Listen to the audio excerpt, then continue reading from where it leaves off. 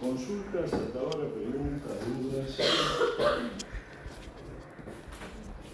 Ahí recién yo le preguntaba qué bibliografía estaban leyendo. Yo igual cada tanto les menciono algunos libros que estos son más voluntarios, ¿no? Porque la teoría general de derecho de trabajo de Ackerman es, digamos, no un buen texto, es un texto estándar que justamente está destinado a esto, a esta materia, sirve para esta materia, pero después, por ejemplo, yo le podría recomendar un par de obras, no les estoy diciendo que sea obligatorio que lo consigan, sino al que quiere ampliar un poco el horizonte. Hay un libro tradicional de un laboralista uruguayo que se llamaba Pla Rodríguez, de apellido, Américo Pla Rodríguez, que se llama Los Principios Generales del Derecho del Trabajo. O eso para la parte de principios, y para la parte de fuentes, que es la otra gran parte de la materia, hay una obra que se llama justamente Fuentes del Derecho del Trabajo, de Rodríguez Mancini. Ya tiene algunos años dedicada, pero perfectamente vigente. Igualmente ustedes tengan en cuenta siempre de tener la versión anterior de la ley de contrato de trabajo y la actualizada, ¿no? Una consulta. Sí. El autor de Principios Generales de Derecho al Trabajo es Américo y el apellido. Américo Pla Rodríguez. Gracias. Era un autor uruguayo.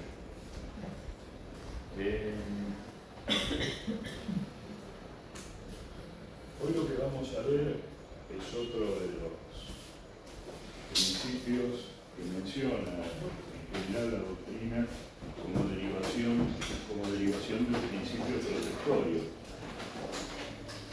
Como sabemos, en realidad es el que tiene inclusive el rango constitucional, ¿no? Esto ya lo vimos y lo vamos a reiterar seguramente, que lo establece el artículo 14 bis de la Constitución Nacional, que dice que las leyes tienen que dar protección al trabajador, y la jurisprudencia reiterada de la Corte Suprema de Justicia de la Nación, que dice que el trabajador debe ser sujeto preferente de protección legal. Una de las derivaciones, bueno, algunas ya las hemos visto, primacía de la realidad,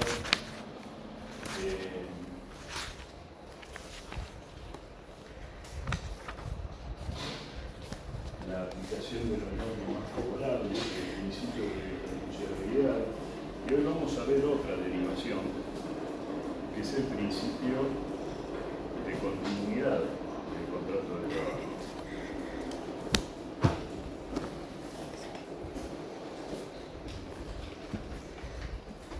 Bueno, como ustedes saben, a mí siempre me gusta explicar las causas y las razones de por qué hablamos de determinadas cosas. Cuando hablamos de continuidad del contrato de trabajo y de un principio general del derecho del trabajo, está claro que está previsto en beneficio del trabajador, obviamente, y esa continuidad, esa permanencia del contrato de trabajo, ¿qué motivación puede tener? O sea, ¿por qué puede ser beneficioso para el trabajador? Estabilidad. ¿Cómo? Estabilidad. Claro, está bien. Con la estabilidad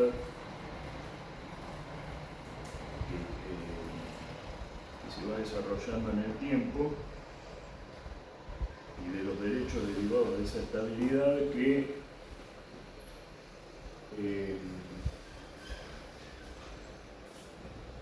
mirarían en la ¿Qué jubilación.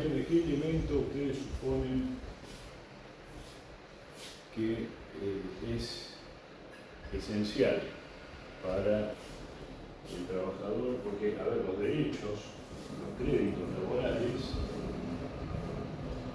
derivan básicamente de dos factores. Es decir, cuando nosotros tenemos que cuantificar, medir cualquier derecho, sea salarial, indemnizatorio, vacaciones, por ejemplo, cantidad de días de vacaciones, algunos rubros salariales de convenio colectivo de trabajo, todo eso se determina, además de la remuneración, del salario se toma en cuenta. ¿Qué otro elemento ustedes suponen que sirve para medir, para calcular esos derechos que tiene el trabajador derivados del contrato? Uno es la remuneración. El otro, ¿cuál puede ser? La antigüedad. Antigüedad, muy bien. Antigüedad, porque además el derecho de trabajo sabemos que es tarifario, es decir, se fija ahí algo que llaman la tarifa laboral. ¿Por qué tarifa? Porque es fácil de calcular, es fijo, es un derecho que enseguida permite determinar a qué tiene derecho el trabajador, y también es algo que le sirve al empleador para saber qué costo tiene.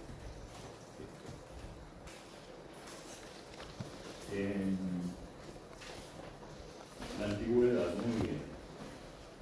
Y la antigüedad necesariamente está vinculada a la continuidad del contrato. Entonces, de eso vamos a ver ahora algunas derivaciones. Pero acá hay un tema también patrimonial, porque nosotros dijimos en las clases anteriores, o al comienzo de este curso, que el trabajador lo que ofrece es su integridad psicofísica, ¿no? A órdenes del empleador y la prestación de sus servicios. Con lo cual,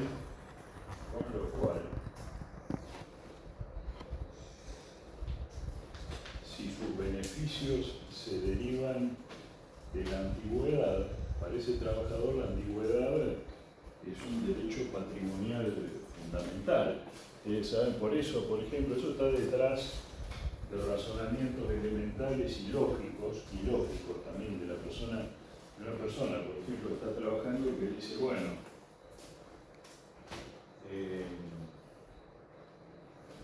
yo para irme de la empresa no voy a regalar mi antigüedad, no voy a sacrificar mi antigüedad, no voy a renunciar, salvo por supuesto que quiera renunciar realmente de forma voluntaria al empleo, porque sabe que la antigüedad, lógicamente, reconocida por la ley laboral, le da determinados derechos. Entonces, la antigüedad, la estabilidad, que se mencionó muy bien recién, y la continuidad en el contrato de trabajo son un elemento central en la protección del trabajador. Y esto, decíamos recién, va a tener consecuencias si se manifiesta en distintas reglas de la ley laboral. Una de esas manifestaciones es, por ejemplo, la preferencia que tiene la norma laboral por el contrato de trabajo por tiempo indeterminado. Es decir, la abierta desconfianza en muchos casos que tiene la ley por los contratos temporales. ¿Cuáles son los contratos temporales que conocemos en la ley de contratos de trabajo? Ustedes han visto, o que recuerdo, son 12, nada más, no es mucho.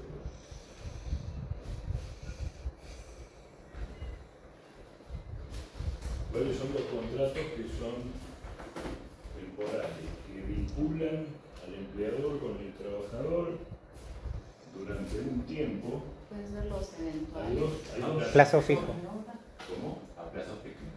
Uno es el contrato a plazo fijo, está bien. ¿Y el otro? O sea, la palabra lo indica, ¿no? Plazo fijo. Ahí sabemos que esa necesidad empresaria temporal de incorporar a una persona va a durar un tiempo que tiene una fecha de vencimiento, por lo menos prevista. Después se ve si se puede prorrogar, si hay que prorrogarlo, si no hay que prorrogarlo, pero en principio el empleador dice, bueno, yo voy a necesitar que esta persona haga este trabajo o cubra esta licencia por un tiempo medido, previsto, a una fecha de vencimiento. Pero hay también necesidades temporales que puede tener el empleador, en el cual no se puede prever cuánto va a durar. Se sabe que va a ser temporal, pero no hay una duración determinada, que es el otro contrato temporal. Ya vimos el contrato a plazo fijo. Recién mencionaron el contrato de obra, que puede ser que es una de las modalidades de este otro contrato que estamos hablando. Por ejemplo, esa es una de las modalidades. La otra es el contrato por sustitución de una persona, para cubrir una licencia, por ejemplo. Ese contrato de trabajo eventual. Entonces tenemos el contrato de trabajo a plazo fijo y el contrato de trabajo eventual. Ustedes no se acuerdan nada del elemento. Sí, yo la vi. ¿Recuerdan algo? Bueno, no sé, algún vago así. Bueno, entonces,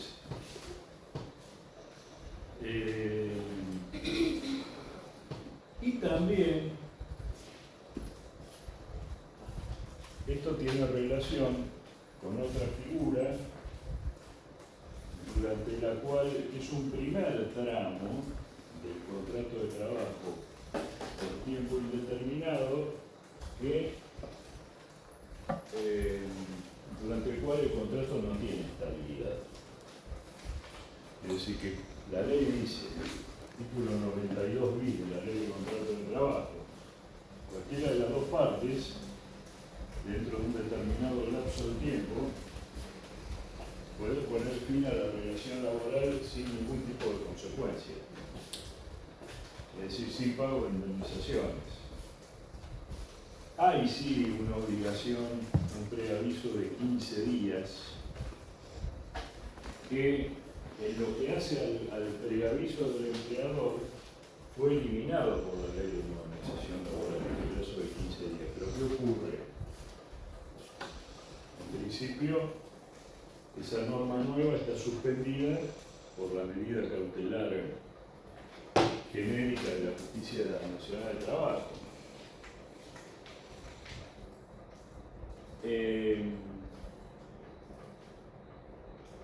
Pero durante ese lapso de tiempo,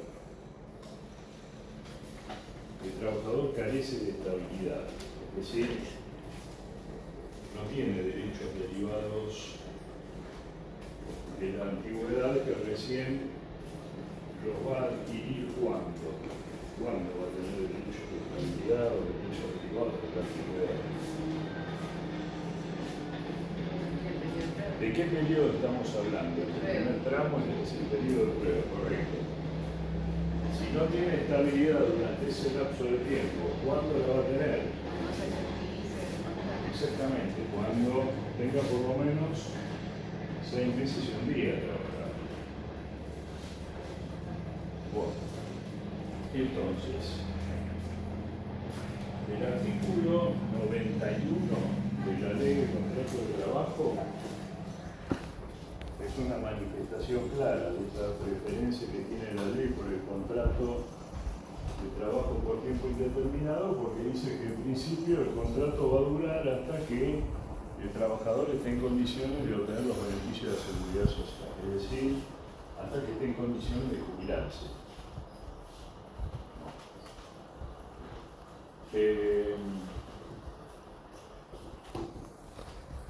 Y después hay otras manifestaciones de esto mismo que estoy comentando, de la preferencia que tiene la ley por los contratos por tiempo indeterminado. Por ejemplo, si alguno de los contratos que les mencioné recién, los contratos temporales, si la persona continúa trabajando en la realidad, ese principio que vimos antes, fíjense cómo se entrelazan, ¿no?, las cosas.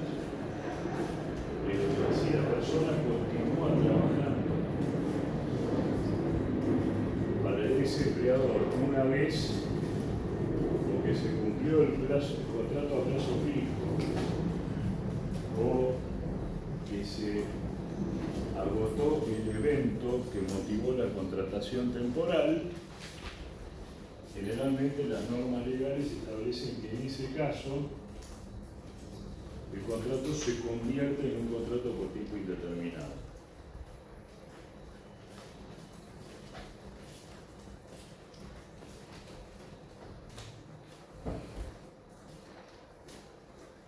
Por ejemplo, otro hecho es que si una persona está contratada por tiempo indeterminado,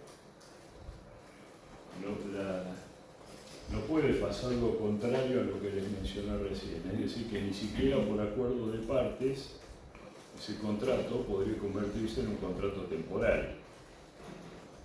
Si la persona está contratada por tiempo indeterminado, no se puede convertir en un contrato temporal. Cuidado, esto no significa que, por ejemplo, la persona esté trabajando a órdenes de su empleador con un contrato por tiempo indeterminado, termina esa relación laboral y después en otro momento, en cualquier otro momento, se dan las condiciones para una contratación temporal, puede ingresar de esa manera. Yo a lo que me refiero es que a un contrato que está en curso de ejecución, que es por tiempo indeterminado, no se puede convertir en un contrato temporal por acuerdo de partes, por ejemplo. Y sí, como vimos recién, al revés, ¿no? Una vez que el contrato temporal se desvirtúa porque la persona continúa trabajando, una vez que finaliza ese contrato se convierte en uno por tiempo indeterminado.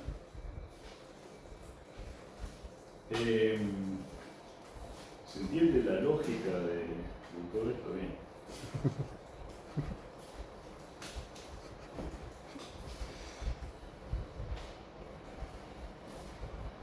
Otra de las consecuencias o de las derivaciones de este principio de continuidad está relacionado con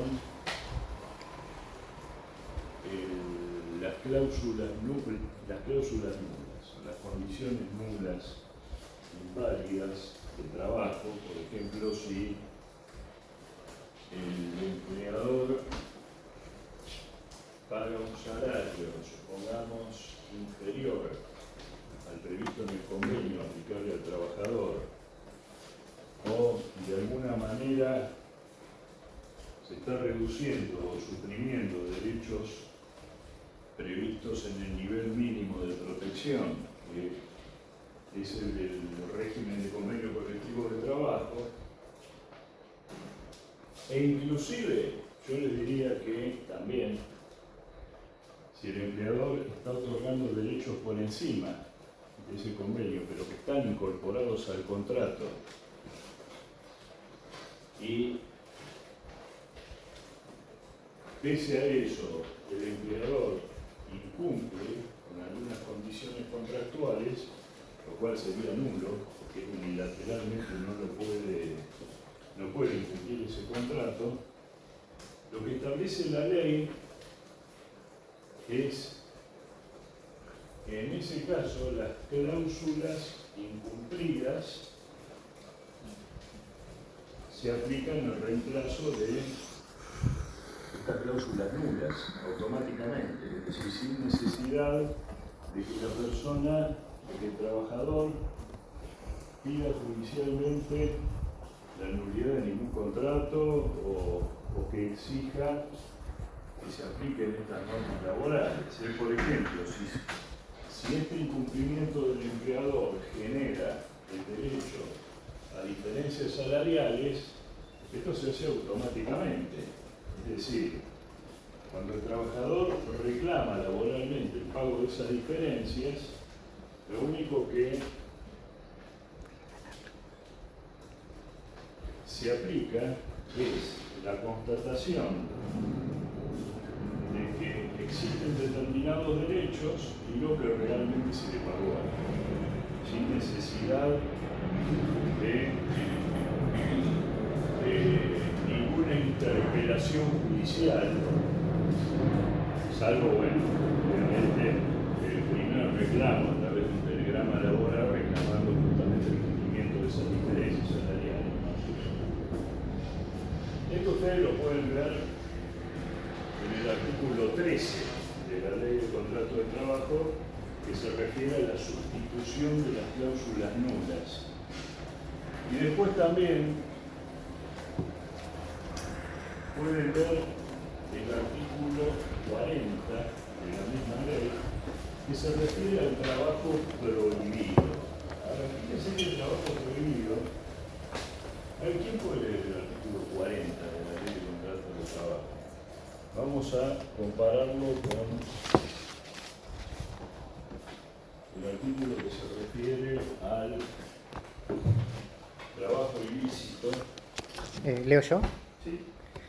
Se considera prohibido el objeto cuando las normas legales o reglamentarias hubieran vedado del empleo de determinadas personas o en determinadas tareas, épocas o condiciones. La prohibición del objeto del contrato siempre está dirigida al empleador. Bien. Fíjense que la nulidad de ciertas cláusulas contractuales, porque la ley prohíba el empleo, como se dice, de determinadas personas o determinadas tareas o lugares, por ejemplo, el empleo de personas en una jornada de 8 horas en tareas insalubres,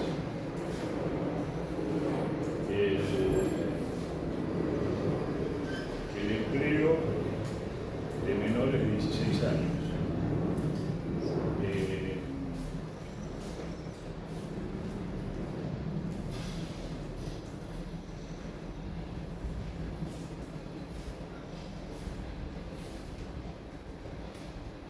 El empleo durante días en que es obligatorio, por ejemplo, el descanso semanal, por regla general. O sea, son todas cláusulas que son nulas, pero esa nulidad no acarrea la invalidez del contrato para las dos partes. Por eso hace la aclaración el artículo 40, que esto va dirigido al empleador. La nulidad es para el empleador, que lo que tiene que hacer es aplicar las normas válidas. Es decir, si el trabajador, por ejemplo, trabajó una mayor cantidad de horas extras que el límite que establece la reglamentación, por ejemplo, hay un decreto que establece que no se puede trabajar con carácter general, ¿no? Más de 30 horas mensuales y 200 anuales. Si una persona trabaja más de 30 horas mensuales, acá sería aplicable el artículo 40 de la Ley de Contrato de Trabajo. Pero esto no significa... ¿30 horas extras o 30 horas? Extras. Ah. Pero esto no significa que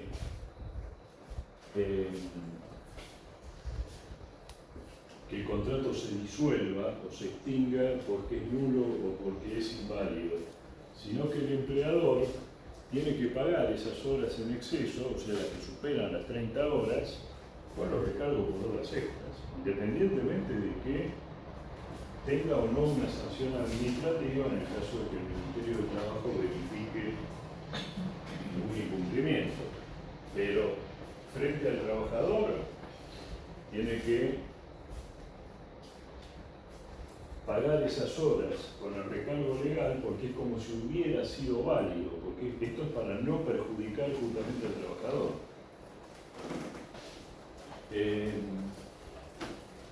Ahora, hay una diferencia entre trabajo prohibido, esto posiblemente lo veamos también cuando veamos algún otro punto del programa, pero fíjense que hay una diferencia entre contrato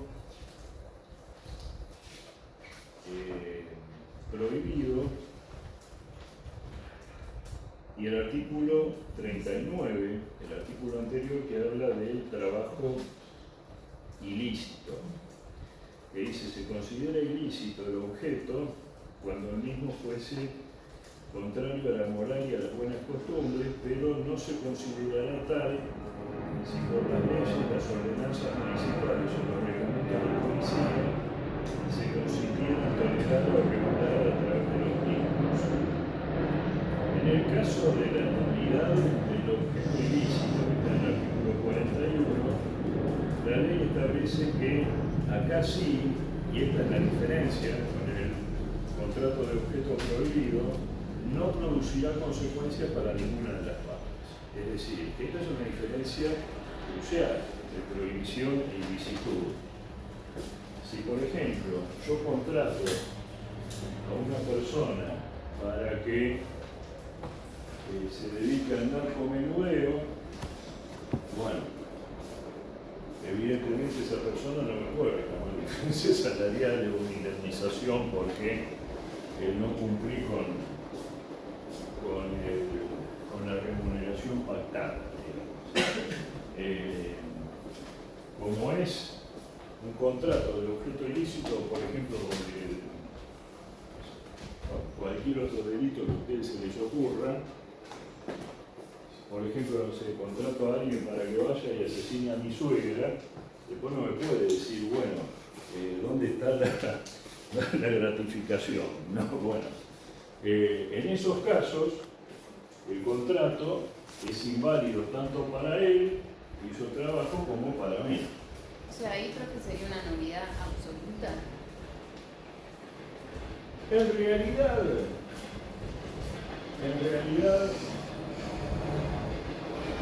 la distinción entre nulidad relativa y absoluta es más propia Sí, del derecho común.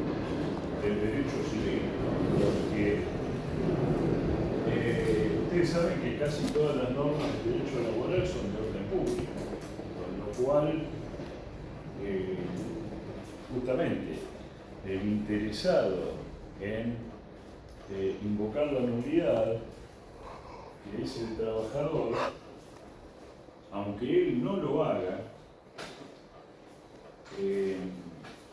lo único que tiene que hacer ese trabajador es limitarse a reclamar la aplicación de las cláusulas válidas. Esa es la única consecuencia de la nulidad. No hay una nulidad, por ejemplo, como puede ser la nulidad absoluta en derecho civil, que tiene efectos retroactivos a la celebración del acto. Acá directamente el acto nulo es reemplazado, es sustituido por las cláusulas válidas. Por eso, inclusive, la ley de contrato de trabajo no hace esa distinción o esa doble distinción que hace el derecho civil entre nulidad absoluta, relativa, acto nulo o acto anulable. Que ustedes saben que la nulidad relativa es cuando el vicio en el acto jurídico afecta un interés particular. La nulidad absoluta, por ejemplo, ¿en qué ámbito del derecho común puede haber nulidades absolutas, y donde es más fuerte el orden público, por ejemplo el derecho de familia. En el derecho de trabajo lo que hay es el efecto que les decía recién, la sustitución de las cláusulas nulas por las válidas. Y siempre en beneficio del trabajador. ¿El límite cuál es? Y el del trabajo ilícito. Ahí obviamente no se puede proteger al trabajador. Son los ejemplos que les di recién. Y no tomen en cuenta el de mi suegra, ¿no? Bueno. Bien.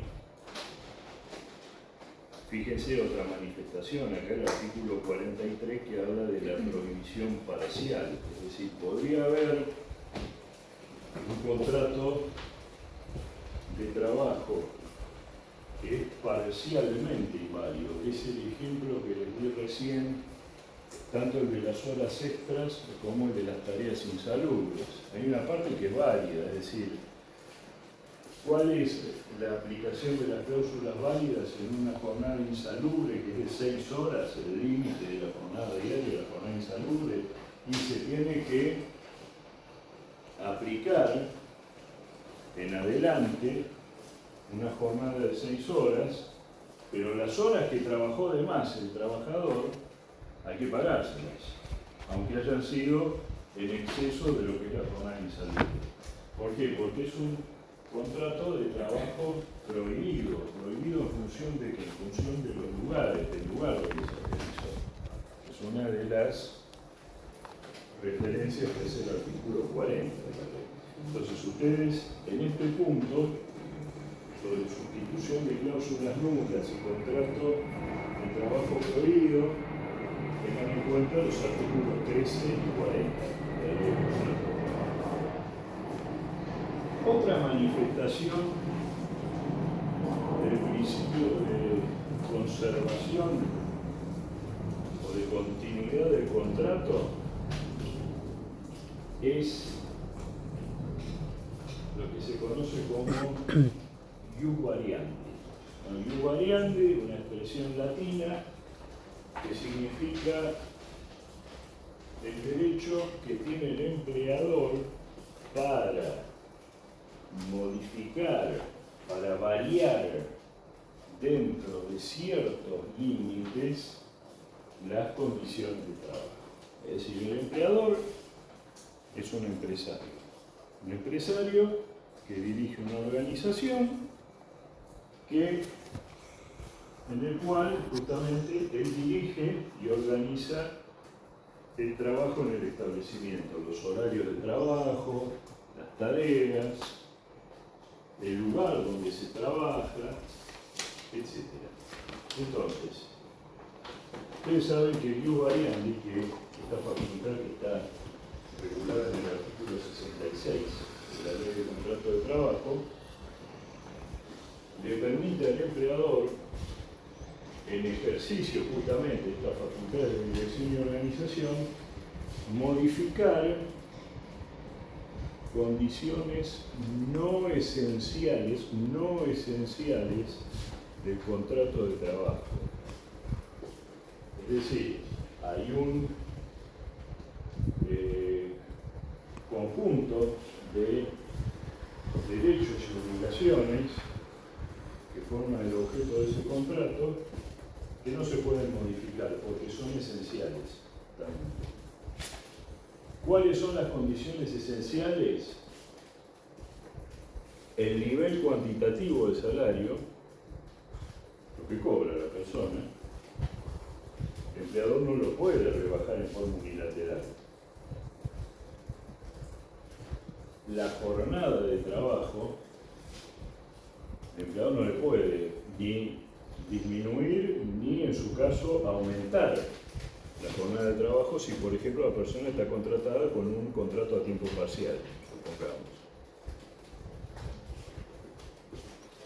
Es decir, tenemos primero el nivel cuantitativo del salario,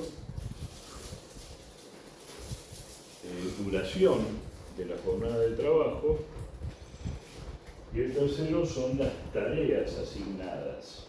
Es un trabajador dentro del convenio colectivo de trabajo, la categoría profesional que tiene, que es la que describe esas tareas. Eso no se lo puede modificar el empleador. Ese es digamos, el núcleo de protección que tiene el trabajador, pero hay condiciones no esenciales que sí que la puede modificar el empleador de forma unilateral, con un límite que antes de la ley de modernización laboral, la ley decía, puede modificar condiciones no esenciales, pero en tanto esa modificación no le ocasiona un perjuicio moral o material grave al trabajador. Y ahora se suprimió lo del perjuicio moral, quedó lo del perjuicio material, perjuicio económico.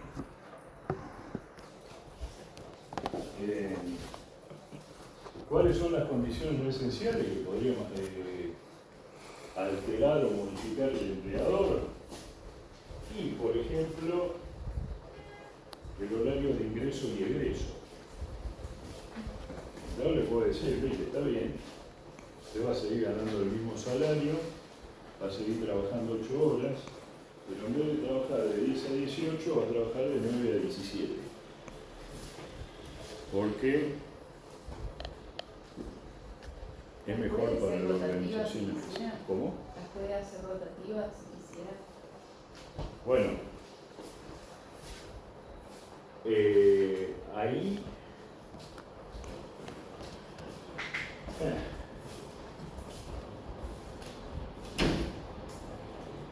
ahí si bien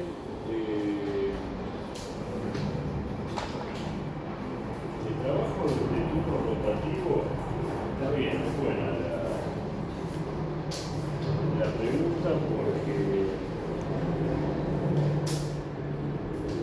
en ese caso antes el trabajador podía invocar algún tipo de perjuicio moral, pues no es lo mismo el trabajo rotativo que con turnos fijos. Pero también podría, por ejemplo, ese empleado invocar un perjuicio material si alguno de esos turnos que le quiere asignar el empleador, por ejemplo, coincide con otro trabajo que tiene, o con otro empleo,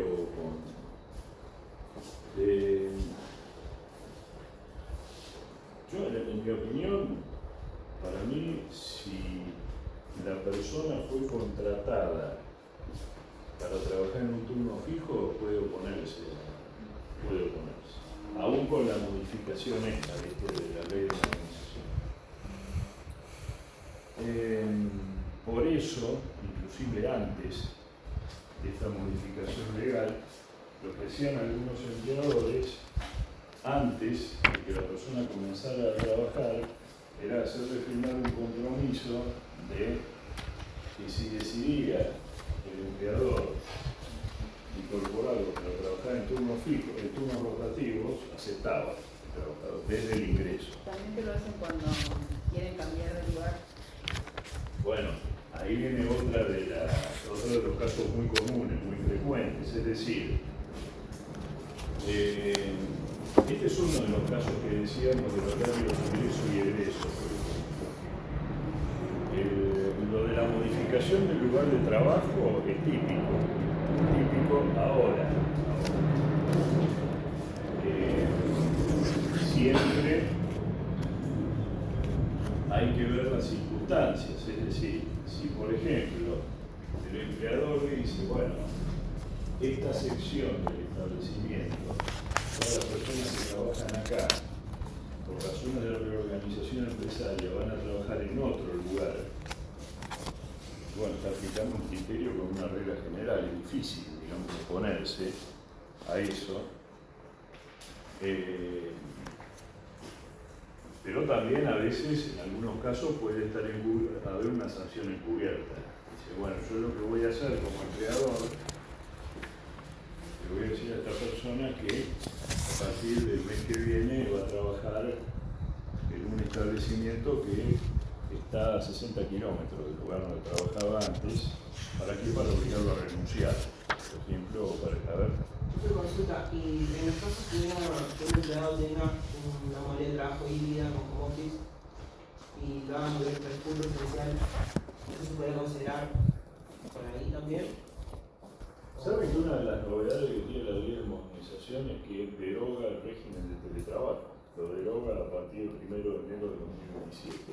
De todas maneras, esto es un comentario simplemente. De todas maneras, sí. Creo que depende de cómo esté en tu contrato, porque, por ejemplo, también no solo por mí, nosotros lo tenemos como beneficio. No está en el contrato en sí, sino es como un beneficio que te da la empresa y lo puedes sacar cuando quieras. Yo lo digo porque tengo un ejemplo de una empresa que era muy grande, Viterra se llamaba, y los empleados de Viterra tenían buenas condiciones, estaban trabajando en zona de Pilar, y tenían 4 días como más o menos. Los compró Bunge, se fusionaron, Sí. y Bunge se tomó como que los quieren rajar básicamente. Sí. Entonces les obligaron a ir full presencial y a microcentro.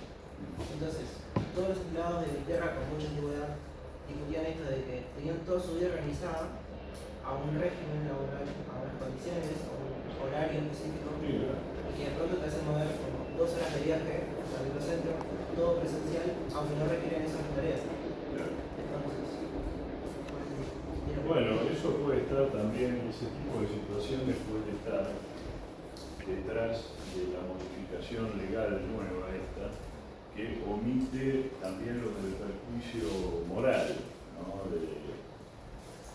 Igualmente el trabajador puede decir, por ejemplo, en los casos de cambio de lugar de trabajo, supongamos que la persona acepta y dice, yo no tengo problema en ir a trabajar a este lugar que usted me está diciendo, pero tengo más gasto de viaje. Tengo más gasto de viaje. Y ahí hay que ver lo que quiere hacer el empleador. En algunos casos por ahí eso se soluciona pagando un viático con rendición de comprobantes y se destraba el tema. O le puede decir, bueno, mire, cuánto lo lamento, ¿no? Pero para mí no es un perjuicio material importante, con lo cual si quiere seguir trabajando bien y si no, considérese en situación de despido indirecto, que es la única alternativa que tiene el empleado ahora, porque antes podía, como opción, pero una opción que la verdad no servía para nada, porque no tiene en cuenta que la realidad del trabajo de la persona podía interponer una medida o solicitar una medida cautelar para que se restablecieran las condiciones de trabajo que tenía antes de la medida necesaria. Eso fue eliminado también y la única posibilidad que tiene es la de considerarse en situación de despido indirecto. ¿Por qué digo que no servía la opción anterior? Porque vamos a suponer que el trabajador interponía una medida cautelar y la obtenía. Está bien, el empleador le decía, bueno, sí, está bien, volvemos, si no directamente le decía, a mí que me importa, no me dejaba entrar. Entonces, que claro, entonces, no, directamente el empleador le decía, no, lo despido yo. Entonces, en realidad, en los casos de infracción a los límites del Ius Variandi, y esto ya lo decía Ackerman y tenía razón, el trabajador tiene una sola bala, que es el considerarse en situación de despido indirecto, con lo cual tiene que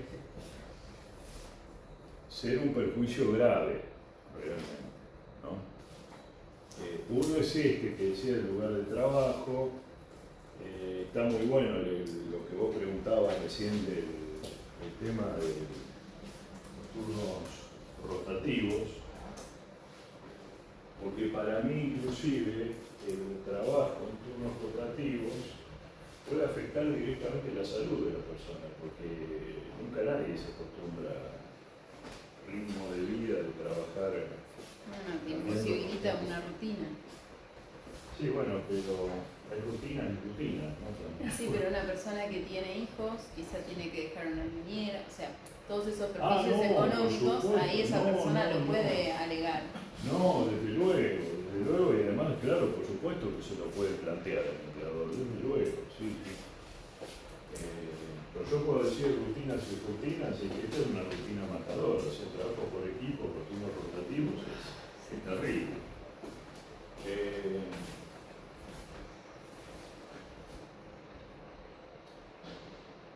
respecto del trabajo a distancia, del home office,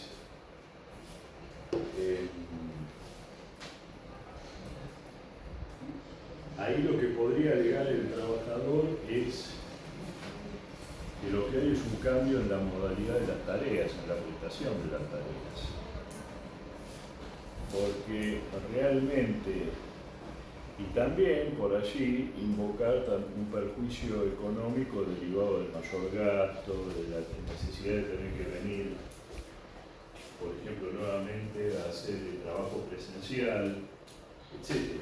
Pero lo tiene que fundamentar muy bien. Pero si ya está, digamos, desde hace años, porque, a ver, ustedes recuerdan que en la pandemia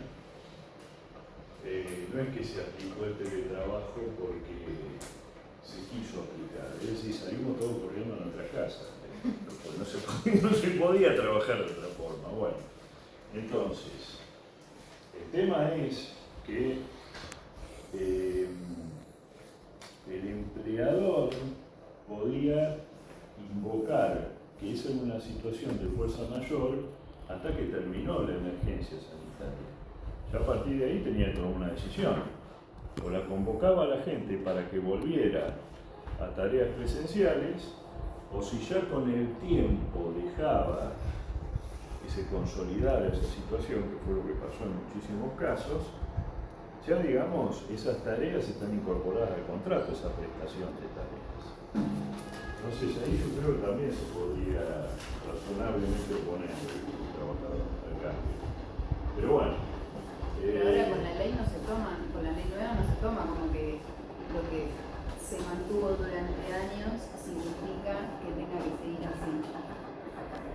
Con la nueva modificación. Sí. No es que si a mí me pagan 2 millones todos los meses, bueno, justo con el salario no. No, bueno, a ver, acá beneficios. estamos hablando de formas de modalidad de la prestación de las tareas. Sí. Y estamos hablando de una facultad unilateral del empleador.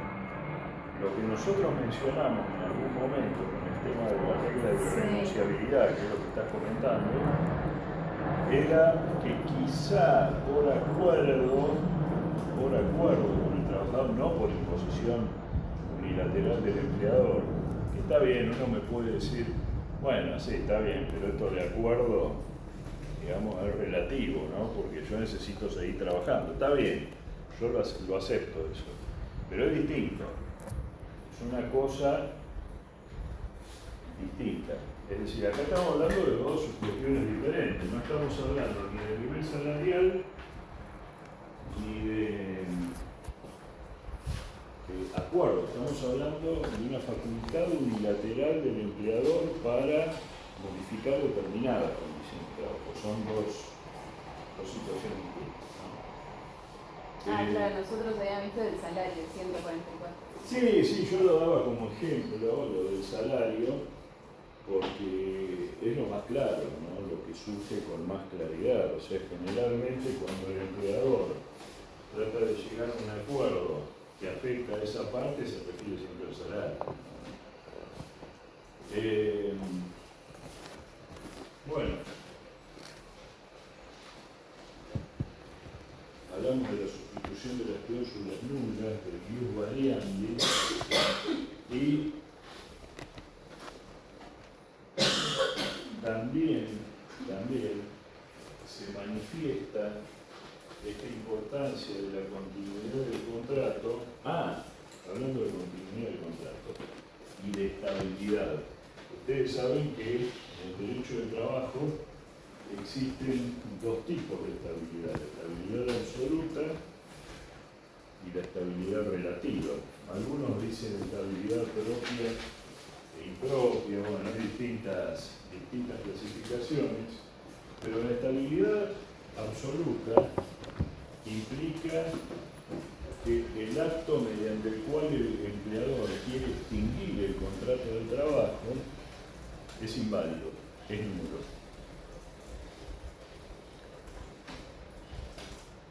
En el derecho laboral, esto tiene, la estabilidad absoluta tiene dos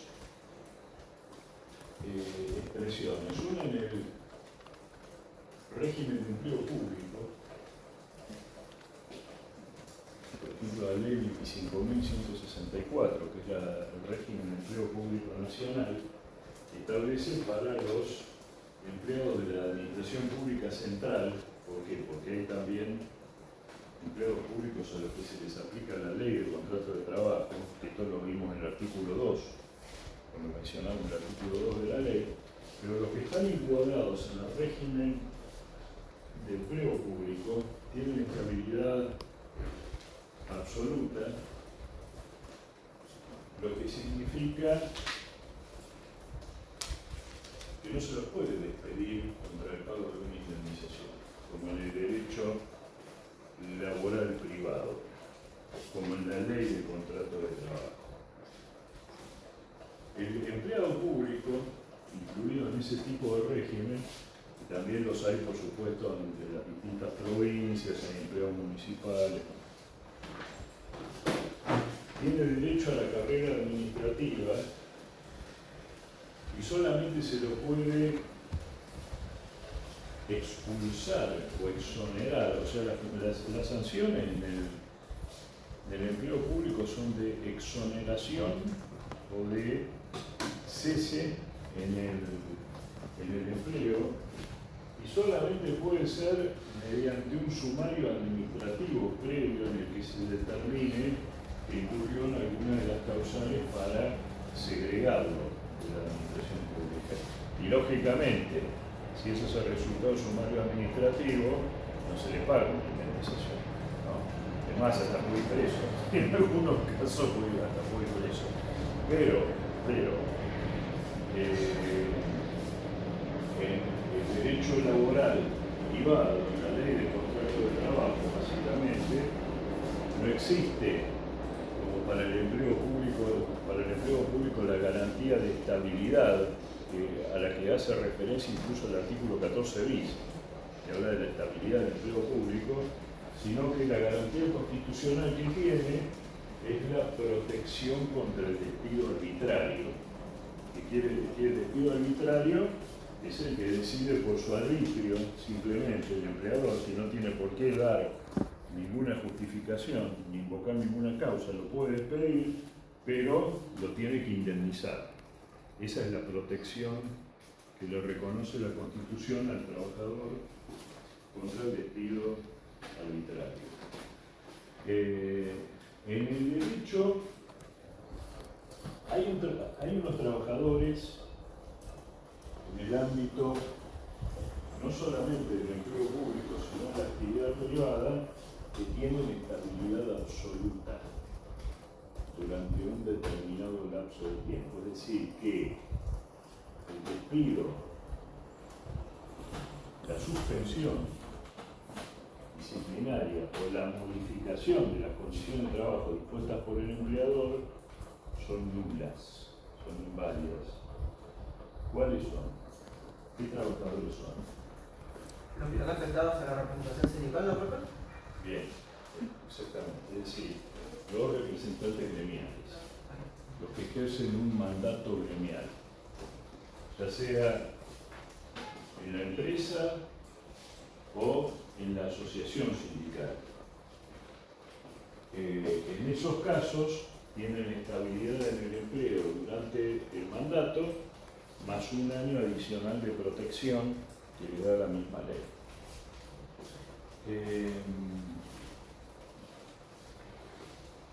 Y a los demás se les aplica, entonces tienen la estabilidad impropia que estamos hablando.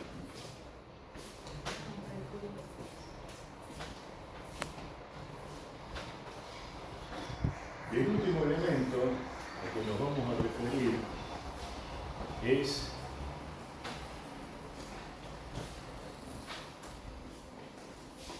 bueno, en general son dos porque justamente la ley posibilita, facilita, por supuesto bajo ciertas condiciones, la novación del contrato, el cambio de ciertas condiciones del contrato, ya sea a través de acuerdos o a través del ejercicio siempre de los límites que reconoce la ley del ius variandi, del que hablamos recién. Ustedes imagínense que un contrato en el cual es fundamental el elemento personal y es por tiempo indeterminado, no es un contrato pétreo.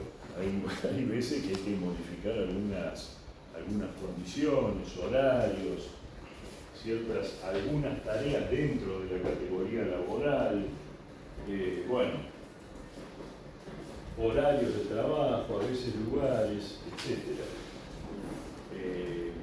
Pueden pactarse a veces cláusulas temporales, no se imagínense, y no siempre uno, claro, dice, bueno, que siempre el perjuicio del trabajador, no siempre. Por ejemplo, puede haber un trabajador cuyo superior está en uso de licencia, alguien tiene que cubrirlo, y el empleador le dice, bueno, mire, esta persona está, por ejemplo, con una licencia por enfermedad.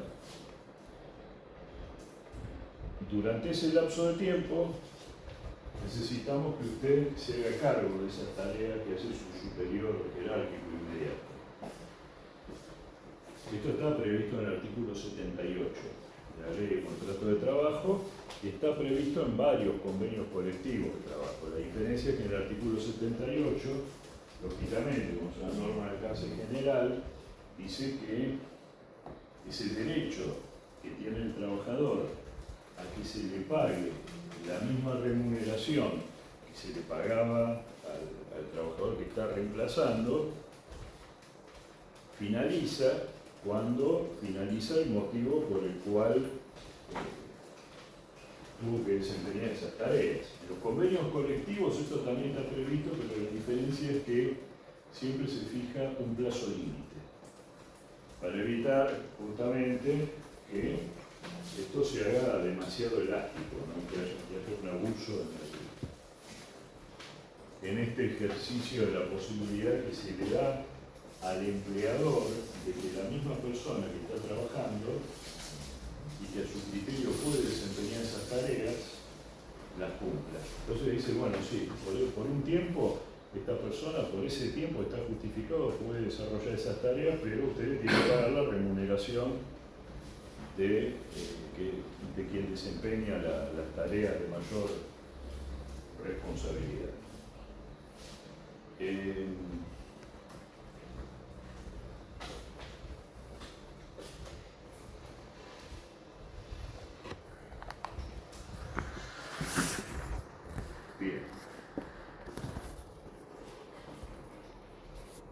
Decíamos, entonces, la ley posibilita estos cambios porque pueden darse estos cambios a lo largo del contrato de trabajo que se prolonga durante años,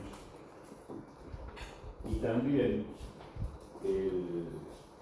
siempre poniendo el foco en el trabajador, en el interés de conservar la antigüedad y también la continuidad del contrato de trabajo. Hay situaciones en las cuales también hay una innovación del contrato, pero no de las condiciones de trabajo, sino de uno de los sujetos del contrato de trabajo, el empleador. O sea, no obviamente del trabajador, pues un contrato justamente, una persona, solamente puede ser trabajador una persona física, una persona humana, y vimos que esta regla o principio de la continuidad del contrato está justamente prevista en su beneficio. Entonces, ¿cuándo se produce esta innovación objetiva del contrato de trabajo? En dos casos. Uno de los casos es cuando hay una transferencia del contrato de trabajo. Esto ustedes lo van a ver en los artículos 225, 226, 225 a 228. 225 a 228, en el cual cambia la titularidad del establecimiento donde trabaja la persona. Por ejemplo, no sé si nosotros hablamos de qué diferencia hay entre establecimiento y empresa, lo mencionamos, o en todo caso lo decimos ahora. A ver, la empresa es la organización general, la organización de medios personales y materiales, y el establecimiento es la unidad técnica a través de la cual la empresa cumple con sus finalidades. Por ejemplo, voy a dar 2 o 3 ejemplos. La empresa constructora, la empresa es la organización, o mejor dicho, la organización esta es la empresa constructora, y los establecimientos, ¿cuál puede ser la unidad técnica? Y por ejemplo las obras civiles. En cada obra hay una determinada cantidad de trabajadores de esa empresa y el establecimiento, es muy importante la noción legal de establecimiento, que si mal no recuerdo está en el artículo 6 de la Ley de Contrato de Trabajo, es muy importante porque es una referencia legal para muchas cosas, por ejemplo para determinar qué representación gremial puede haber allí, y además, ¿por qué hablamos de la transferencia de la titularidad del establecimiento? Porque puede haber una empresa que tenga un solo establecimiento, o una empresa, por ejemplo, que tenga una gran cantidad de establecimientos o varios establecimientos. Otro ejemplo es un banco, por ejemplo. El banco es la empresa. Las sucursales del banco son los establecimientos. Una empresa naviera es la empresa. Los barcos, los buques, son los establecimientos. Una empresa agropecuaria es la empresa. Los distintos establecimientos rurales, campos, son los establecimientos. Entonces, puede ser que la empresa, por ejemplo, decida transferir la titularidad de vender un establecimiento. Vende el establecimiento, lo alquila. Otra causal de transferencia de establecimiento es sucesión mortis causa. Por ejemplo, tenemos el titular, una persona física, por ejemplo, que es el empresario, tiene un establecimiento, fallece, también va a haber una transferencia de la titularidad previa administración de la herencia a quienes sean herederos de ese titular. También acá hay una transferencia de establecimiento. Entonces, ¿qué pasa con los trabajadores de ese establecimiento? Bueno, la ley obliga al adquirente del establecimiento a mantener las condiciones de trabajo que estaban vigentes en ese momento,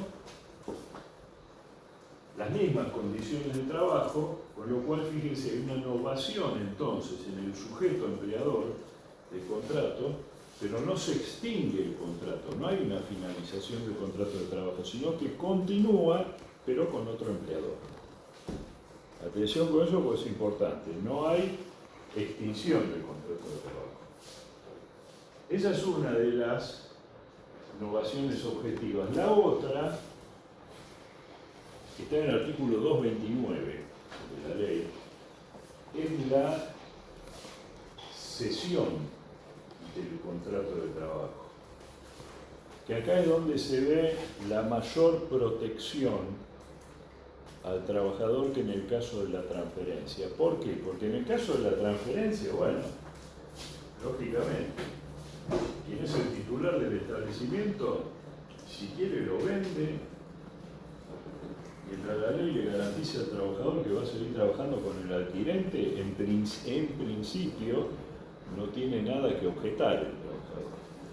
A menos que diga, no, yo sé que esta transferencia es, por ejemplo, se está proyectando un vaciamiento, bueno, ojo que lo tiene que probar para oponerse, en su caso, a esa transferencia. ¿Por qué? Porque se entiende en general que desde el punto de vista de la solvencia de quien adquiere ese establecimiento, y mantiene las condiciones de trabajo, no va a tener inconvenientes. Es más, establece la ley una responsabilidad solidaria entre transmitente y adquirente del establecimiento. Es decir, que en caso de incumplimiento de las obligaciones laborales, puede demandar a los dos, o puede reclamar a los dos. Segundo caso, le decía, cesión de empleo. Acá les comentaba recién, es más fuerte la protección del trabajador. Y con razón, porque acá no hay una transferencia de la titularidad del establecimiento, sino que el actual empleador le dice al trabajador o a los trabajadores, bueno, mire, usted va a seguir trabajando, pero a partir de ahora va a seguir trabajando con este otro empleador, con cualquier otro empleador. Pero no hay una transferencia de establecimiento. Entonces, ahí donde ya no hay tantas garantías, pues lógicamente el empleado no sabe con quién va a trabajar. El artículo 229, léanlo con detenimiento después, exige el consentimiento del trabajador.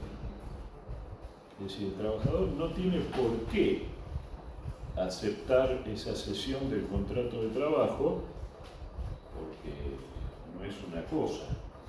Es decir, no es que yo me voy a trabajar con otra persona porque ustedes dos se pusieron de acuerdo.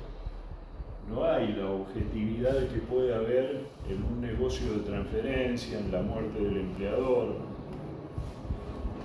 Acá hay algo en lo cual, más allá de que la misma ley también establece la responsabilidad solidaria entre cedente y cesionario, pero exige el consentimiento del trabajador. Si ustedes, por ejemplo, les dicen, bueno, fulanito, firma acá que vas a trabajar a partir del mes que viene con la empresa XX. Ustedes pueden aceptar o pueden decirle no. No, yo no acepto la cesión de trabajo, despídame y págueme lo que me corresponde en antigüedad. Porque está obligado a solicitarles a ustedes que presten consentimiento. Entonces ahí lo que se firma es un documento en el cual cedente y cesionario le dan a conocer al trabajador que va a prestar servicios a partir de determinada fecha con el cesionario, manteniendo la totalidad de las condiciones de trabajo. Entonces fíjense que acá también no hay una extinción del contrato de trabajo, sino que hay también una innovación por cambio de empleador, igual que en el caso anterior. Fíjense también que en estos dos casos lo que se trata de preservar es la continuidad del contrato, ¿sí? En beneficio del trabajador.